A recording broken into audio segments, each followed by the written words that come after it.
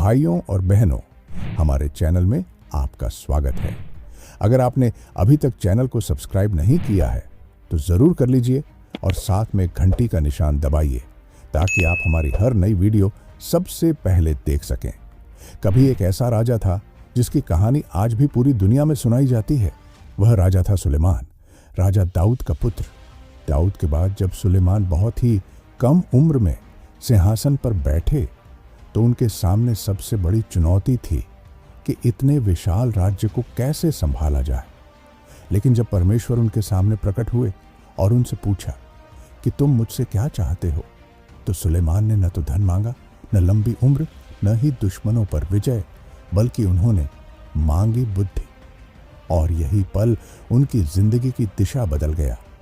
परमेश्वर ने कहा कि क्योंकि तुमने धन या शक्ति नहीं मांगी बल्कि बुद्धि मांगी, इसलिए मैं तुम्हें ऐसा ज्ञान दूंगा जैसा न तुमसे पहले किसी के पास था और न तुमसे बाद में किसी के पास होगा।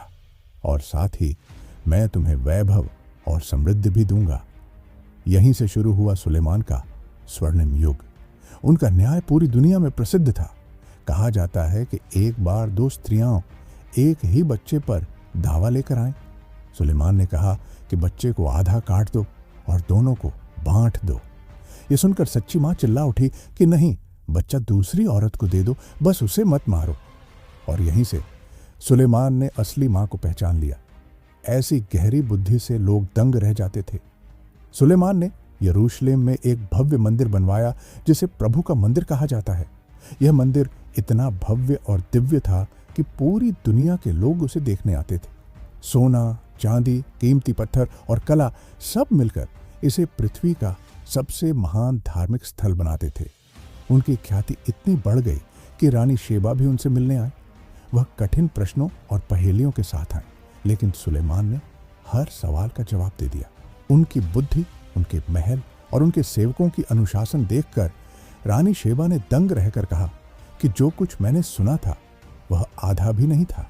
तुम्हारी बुद्धि और वैभव उससे कहीं बढ़कर है। लेकिन भाइयों और बहनों, यहीं से शुरू होती है कहानी का दूसरा पहलू। सुलेमान के पास सब कुछ था, धन, महल, स्त्रियां और शक्ति। लेकिन धीरे धीरे उनका दिल परमेश्वर से दूर होने लगा। उन्होंने अनेक विदेशी स्त्रियों से विवाह किया जिन्होंने उन्हें अपने देवताओं की पूजा करने पर उकसाया। धीरे धीरे वही सुलेमान जो परमेश्वर का भक्त था मूर्ति पूजा में शामिल हो गया। परमेश्वर ने चेतावनी दी थी, लेकिन जब उन्होंने न सुना तो परिणाम भयानक हुआ। उनके बाद राज्य टूट गया और इज़राइल दो हिस्सों में बढ़ गया, इज़राइल और यहूदा।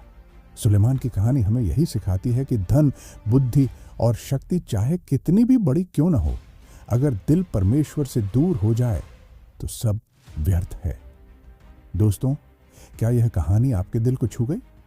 अगर हाँ, तो वीडियो को लाइक और शेयर ज़रूर करें और हमें कमेंट में बताइए कि आपके अनुसार राजा सुलेमान की कहानी से सबसे बड़ी शिक्षा क्या मिलती है।